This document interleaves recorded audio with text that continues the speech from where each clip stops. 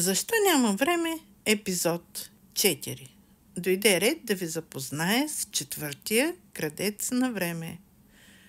Това е гледането на безкрайни видеа и сериали. Много време губим и когато гледаме сериали.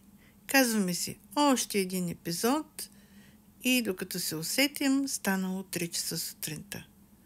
Това всъщност е хубаво занимание, но обикновено е за отмора, а не за преумора.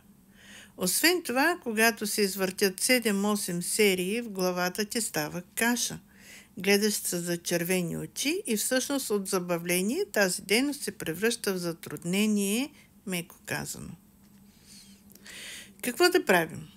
Решете предварително колко епизода ще гледате и използвайте функцията за автоматично спиране на Netflix или YouTube. Имате програма за другия ден, ще очаквате епизодите и ще им се наслаждавате.